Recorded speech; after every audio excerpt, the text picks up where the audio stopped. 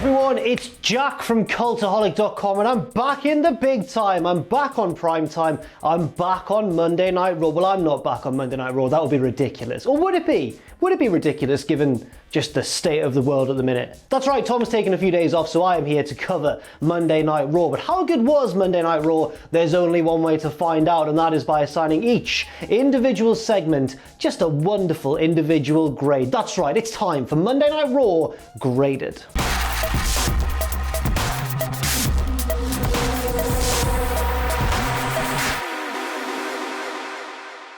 We get our opening segment and it is Seth Rollins and his boys, and the whole WWE dropping the first name thing is way more apparent when they're in a little stable. So we've got introducing to the ring Murphy, Austin Theory and Seth Rollins. Poor Murphy, poor Murphy. And as they're making their entrance, the commentary team announced that Rey Mysterio will be here via satellite to address what was announced last week. What? Via satellite? That was not part of the deal. Because forgive me if I'm wrong, but I think we were led to believe that Rey would be here to address the whole retirement situation, and now they're saying, oh, he's coming in from satellite. You know, I'm not going to suggest that everybody should be traveling to the Performance Center week in and week out given the current circumstances. My issue is, why did they advertise it like that? Rollins gets on the mic and says he knows for a fact that Rey Mysterio is not strong enough to confirm that he will be retiring, and everyone around in the Performance Center goes boo, and I'm thinking, what do you mean? Yeah, no, you're wrong. He is strong enough to announce that he's retiring. He is. But Seth is great here. I've really been enjoying his stuff since he became the whole messiah of Monday Night Raw and all of that sort of thing. He's very good with the false humility, saying Rey Mysterio is a legend and I respect him, but he was a sacrificial lamb the other week for the greater good of Monday Night Raw. It's really good stuff from Seth. Seth then says he has prepared a video package to show what a legend Rey Mysterio is, and I love when wrestlers say that, when they're like, I've knocked together a little video package just in After Effects, see what you think, and then it's like proper slick WWE production. The video package, obviously, it shows a few little nice highlights of Rey Mysterio's career, but obviously it ends with the attack on Mysterio's eye the other week. And then afterwards, when we go back to the ring, Rollins says, you know what, Rey, it will be an honor when the time comes to induct you into the WWE Hall of Fame, which is, I think that's a brilliant line to close the promo on. But somebody who disagrees is Aleister Black, who runs down to the ring and attacks Seth Rollins, and their match is about to begin. This opening segment gets a B+ grade from me. Seth was really good on the mic, and that was the real strength of this opening segment. But the big drawback is the whole Mysterio only appearing via satellite thing, which is a bit of a shame, but we'll see what happens later on in the night. Rollins and Aleister Black go back and forth for a little bit. It's looking like pretty sharp action until Black gets dumped to the outside, and here come Murphy and Theory around the ring to presumably attack him while Rollins distracts the referee. But here comes Humberto Carrillo to save the day with a steel chair, and he wards off the heels, and Rollins is like, okay, all right, I guess I'll have to do this properly. There's a few high-flying moves thrown in here and there. Aleister Black does his big moonsault to the outside. Rollins gets a near fall off a big frog splash back in the ring. And then Rollins goes for like a springboard flying nothing, and Aleister Black counters with a lovely jumping knee, and Rollins looks pretty much down and out. Black starts setting up for the Black Mass, so obviously Murphy and Theory get up on the apron to distract him, but here comes Carrillo around the side of the ring to yank them off the apron, but Rollins still takes advantage of the distraction, rolls up Aleister Black, 1-2, Black gets out of it, rolls up Rollins, 1-2-3, and Seth Rollins loses. Obviously the heels aren't very happy about this, and after the match they beat down the baby faces. Rollins stomps Humberto Carrillo and then gets his boys to hold Aleister Black in place and says, this is what you get when you try to be a hero. Hits the ropes, big stomp to Aleister Black, and that's the end of the segment. This match gets an A- grade for me. I thought it was really, really well done, and I really did enjoy the bold booking decision at the end to have Aleister Black beat Seth Rollins with a roll-up. I thought that was really good stuff. I was expecting it to end with a DQ involving either Murphy or Austin Theory, but no, they just went for it. They just gave Aleister Black the win, and I think I agree with that. Backstage we go with Angel Garza and Zelina Vega. They are being interviewed by Charlie. Angel Garza charms Charlie because he's really handsome and charming, gives her a rose, and then walks off, and Zelina Vega rips the head off the rose, and Charlie looks upset. Tell you should be upset, Zelina Vega, because mate, your husband's just been absolutely dealt with by Seth and his boys. Next up, we get an in-ring interview with the new United States champion, Apollo Crews. Crews says there's been just such a list of emotions and feelings running through his head since winning the title.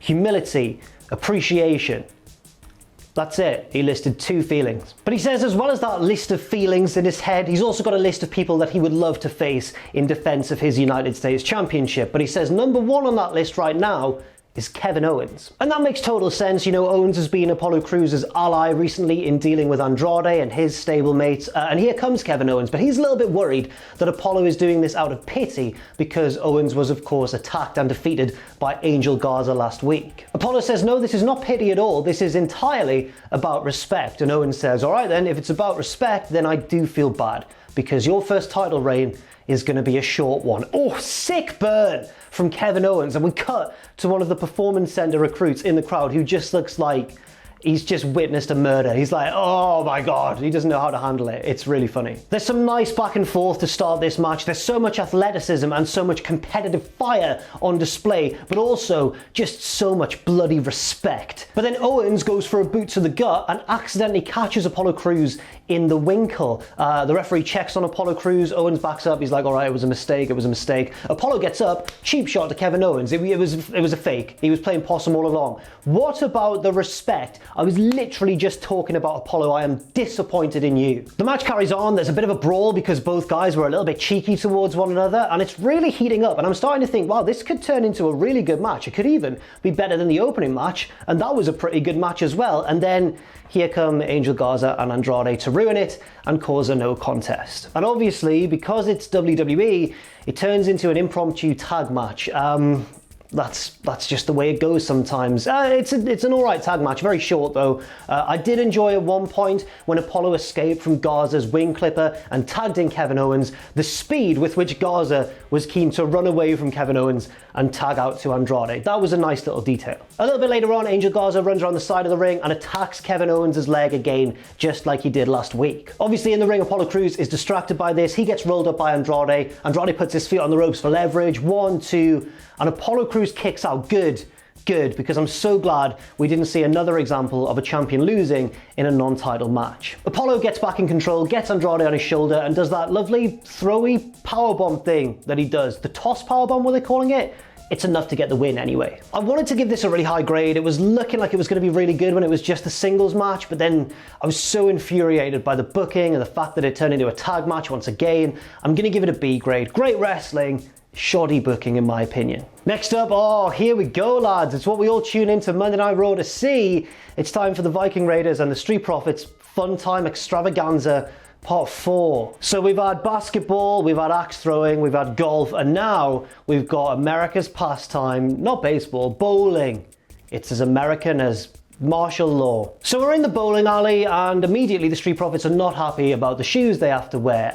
The Viking Raiders explain to them, look, they're bowling shoes, it's just what we wear when we're bowling. We're expected to believe that the Street Profits have never been bowling before, but the Viking Raiders, who are Vikings, have, and they're good at it and they love it. It's like their favourite hobby. So the whole gist of this skit is that the Street Profits are bad at bowling, the Viking Raiders are good, they're winning. At one point a member of staff comes over with some drinks, the Raiders have got the drinks in because they're great lads. And then Dawkins takes a sip and just like spits it all over the floor because it's not beer, it's goat's milk. We got other classic antics that you'll see in any bowling episode of any great sitcom, such as Montez Ford dropping a bowling ball by accident on Dawkins' foot, or the Viking Raiders finding a turkey leg in their ball return machine. Classic tropes, classic comedy. At one point, the Street Profits complain that their ball is slippy, so Ivar's like, use mine, lifts up his shirt, and he's got a bowling ball drawn on his body, and I think this is going to go somewhere, but the Profits just go, ugh. And that's the end of that clip. That was the punchline there. What is going on? A little bit later on, this segment was long, Ivar is hungry. He just goes to the kitchen where, you know, where you're not going to go if you're a customer. He opens the fridge, pulls out some turkey legs and goes, turkey legs, because Ivar is Otis now. Now, the same member of staff who brought the drinks over before, she shared a little bit of an exchange with Ivar. There was a little bit of flirtatious eye contact going on because in previous weeks, we've established that Ivar is very much a ladies' man. So she doesn't kick the Viking Raiders out of the venue, and she says, it's because you're cute, Ivar. Not you, Eric, but Ivar, I think you're cute. Just show, don't tell. We didn't need her to say that. We got the joke. We got it from earlier on when they made eye contact. We got it. It was all fine. We've got it in previous weeks as well. You do not need to have her go, you're lucky I did not kick you out, Viking Raiders, because I think that one of you is cute. I'm getting way too angry about just just a stupid segment. The Street Profits are sick of losing. They turn to the guy on the desk and go, we want the smoke, and the lights go down and there's like a light show and there's smoke and there's music and the Street Profits start to win. And I'm like, brilliant, there is a punchline after all. They were hustling the Viking Raiders all along. It's just absolutely classic. But instead, not only are the Street Profits suddenly very good at bowling, but the Viking Raiders are suddenly bad. They've lost all their ability. And I'm thinking, no, they've not hustled them. They're just inspired by the music and the lights and the smoke, and that's putting off the Viking Raiders. There's a disconnect here. I did not understand the concept of this. There is a disconnect. Does Tom get this annoyed at these segments? But the Viking Raiders win anyway because Ivar holds the bowling ball outstretched like that, and Eric throws him down the lane, and he gets a strike. Guess if it's edited to look good. Have a guess now whether it looks good or not. It doesn't look good. It doesn't look good at all. This gets a D- grade. I don't care. I'm not fun. Whatever. I'm a killjoy. It was bad comedy. Let's please mercifully move on. Next up, we get a continuation of the women's tag title feud between Alexa Bliss, Nikki Cross, and the Iconics. It's a singles match between Nikki Cross and Billie Kay. And before the teams have even made their entrances, they're all arguing backstage. We get a shot of them backstage, just almost coming to blows, and production people have to hold them apart, and it's going to be an intense one. Unfortunately, it's not that intense. I mean, Billie Kay is in full heel mode here for the very short match duration. She's arguing with the ref, she's shouting at Alexa on the outside. Nikki gets a bit of a comeback, and then Billie Kay just wins quite easily with like a little sit-out powerbomb sort of thing, and that's it. It gets a C grade. It's totally okay, it's totally inoffensive, but I didn't really get what the aim of it was. It felt like filler, if I'm being honest. Next up, as promised, here comes Rey Mysterio via satellite to talk to the commentary team. Samoa Joe asks him, Rey, are you going to announce your retirement right now? And Rey says, Joe, I don't know. It's not in my hands anymore. If my eye becomes infected, then I could have to retire, yes. I could never compete again. On the other hand, I might be cleared in a few weeks. I just don't know. Then Dominick Mysterio comes into frame and says, you know what? Someone needs to do something about Seth Rollins. Someone from this family needs to do something. I'm starting to get excited. I'm like, go on, Dominic. Rey's like, Dominic, please calm down. And Dominic's like, no, I can't calm down. And I want it. I want Dominic versus Rollins. Rey turns his focus back to the camera and says he will never forgive Seth Rollins for making his own family see their father in so much pain and so much anguish. And then he leaves. He walks off camera, and Dominic looks at the camera and says, Seth Rollins, you're a man of scripture. An eye for an eye. Oh, go on, Big Dom. This gets a B grade. I was not expecting a Skype interview to be as good as a B grade, but it was. I think that Dominic, despite not being the most natural promo ever, has improved a little bit since the Lesnar feud. I think he's clearly been working on his promo ability, and I think he did all right here, and that's good. He's on the right path. Mysterio was pretty good as well, and I just want it. You know what? I want Rollins versus Dominic in a custody of Austin Theory ladder match. Book it immediately, Vince. Just book it already. What are you waiting for? Next up, we go to earlier today, where the 24/7 champion Rob Gronkowski, we've been waiting for an update on this, he's in his garden filming a TikTok dance with just like one of his mates, and there's a gardener in the background, and the gardener is blatantly R-Truth. It's just so R-Truth. Gronk turns away at one moment, and his friend unzips his jacket, and he's got a referee shirt on. Rob Gronkowski turns back, he's like, oh no, gets rolled up by the gardener. 1, 2, 3, and you'll never guess what? That gardener was R-Truth, yes indeed. No grade for this segment, it was too short, but news recently broke that Rob Gronkowski has now been released from his WWE contract. He's obviously with the Tampa Bay Buccaneers now, he's got an NFL season to prepare for. I just want to take this moment to thank Rob Gronkowski for a truly historic WWE run. Next up, Nia Jax is out. She's on the microphone and she says she has been the victim recently of a classic 2-on-1 numbers advantage from the Kabuki Warriors. She says don't believe their happy-go-lucky antics, the bright colours, their funny little accents, and then she mocks the Japanese accent, and it's really uncomfortable. It's so cringeworthy. Whoever's idea that was, it was a bad one. Nia says don't believe the Kabuki Warriors because whoa, only smoke and mirrors.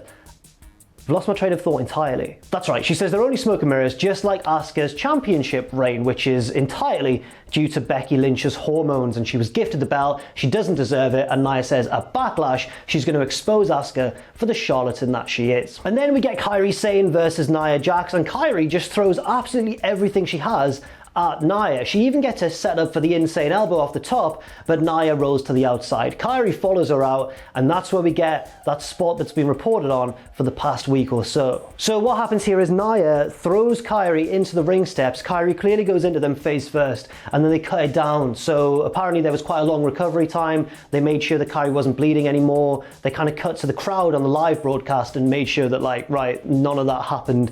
And they go straight to the finish, and Nia hits the big leg drop and gets the win. Asuka comes out after the match and stares down Nia as Nia walks to the back, and I'm gonna have to give this segment a D- grade. It was just a bit of a disaster segment from start to finish. First of all, you know, Nia's Japanese accent was very ill-advised. Did not enjoy that one little bit. Also, the Kairi injury, right. So in reporting the injury, I'd not actually seen this footage for the past week, but I was really clear that, like, we don't yet know if it was Nia's fault. Watching it, there definitely seems to have been a miscommunication somewhere. Like, Kairi wasn't ready to be thrown at that point, or Nia threw her too hard or something. And unfortunately, it does mean that Nia's going to get a lot of criticism online because she's often involved in the injuries of others. I don't know what else there is to say. Obviously, you can criticize Nia for that. Try not to make the criticism personal, because that's just not on at all. But yeah, it does seem like another one of those incidents where someone has been injured or cut or is bleeding in a match with Nia Jax. Next up, this is the greatest show! It's time to talk about, the greatest match ever, lads. Edge versus Randy Orton coming up at Backlash. I cannot wait. It's going to be the best match ever. They've told us already. Randy Orton is backstage and he's cutting a promo, and he's saying that, you know, the past few weeks he's been catching up on his WWE network. He's been watching a lot of different shows, watching a lot of different things with a lot of different superstars, and they all agree on one thing, and that is that Ric Flair is the greatest of all time. And Orton says he agrees as well. He thinks Ric Flair is the best of all time, but Ric Flair says that Randy Orton is the best of all time. And Orton also says that Edge has said the same thing. Edge also thinks that Orton is the greatest of all time, but Edge has also accused Orton of having no passion, having no drive, having no ambition, and just taking a paycheck and not really believing in the greatness of the industry. And Orton says, you know what? Edge is right. And he's mad because for the past 20 years, Orton has collected a paycheck and achieved more than Edge ever could. It's quite a line. Orton says that Edge has always had to emulate his childhood heroes and pretend to be them to achieve the greatness that he did, whereas Orton just had to lace up his boots and be Randy Orton. Orton says that at Backlash he is going to prove that he is the better wrestler, and this segment was great. Really good promo from Randy Orton. I wanted to give it an A, but I'm only going to give it an A- because the whole idea that this is going to be the greatest match ever, the whole marketing surrounding this match is just ludicrous to me. Why are they saying that? Is it like an ironic little insult towards smarky people and dirt sheets and stuff? Or is it just, I don't know what it is. I don't understand the reason for it. But on the other hand, this promo was inarguably really, really good from Randy Orton. He's so good on the mic. And once again, just delivered some absolutely killer lines in an excellent promo. Next up, because it's either Raw, SmackDown or NXT, it's time for Charlotte Flair. At this rate, I am half expecting her to show up when I do AEW graded midweek, but we'll just have to see. She says that this Sunday at NXT TakeOver in Your House, she is defending her belt against Io Shirai and Rhea Ripley. And she says that everyone around this ring, all of you PC recruits all around the ring, should aspire to be like Io Shirai and Rhea Ripley. You should be striving for that. And Charlotte hopes that one of them is the next Io Shirai or Rhea Ripley, because she can't wait for them to step up to her and she can make them bow down. Charlotte then turns her attention towards Asuka and says that Asuka is the winner of the first ever Women's Royal Rumble. She had the longest undefeated streak in WWE history. She's a Grand Slam champion. God, it seems like Asuka is trying to be like the Queen. And I'm like, is she? Were you the first ever Women's Royal Rumble winner, Charlotte? Did you have the longest undefeated streak in?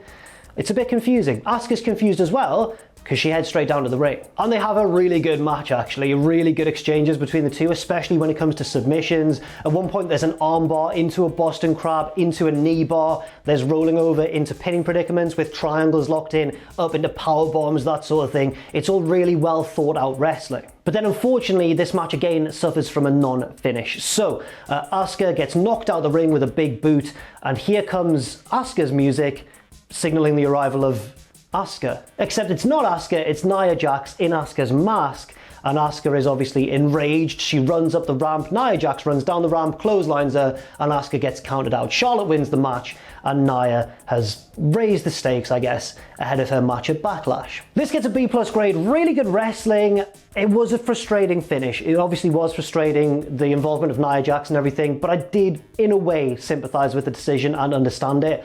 just because you don't want Charlotte or Asuka to lose given their current, situation. So I think that it was the only thing they could have done, but it was still a little bit of a sour taste in the mouth. And finally, we get the main event of the night, MVP versus Drew McIntyre. But there is some background to talk about in this match, which has been happening throughout the night. So earlier on, Lana and MVP got into an argument backstage where Lana accused MVP of just being a leech, trying to ride the coattails of her husband and his success. And MVP said, that's not true, but if it was, that will make two of us. And Lana's like, oh really?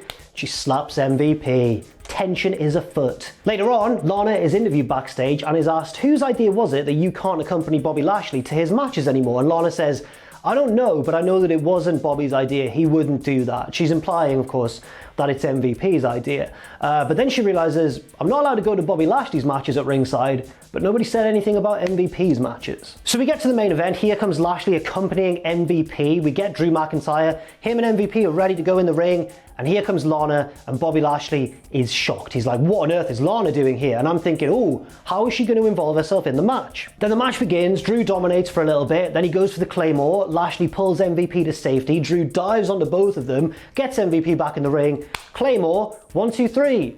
Lana did nothing. The bell rings, Drew's won the match, and Lashley is immediately on him. He gets in the ring, gets him from behind, and puts him in a full Nelson.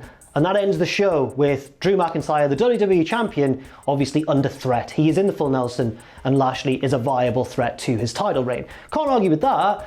What was the Lana stuff about? This gets a C grade. It wasn't much of a match. It was only a couple of minutes long, so there wasn't much to really grade it on. But the Lana stuff was really annoying to me.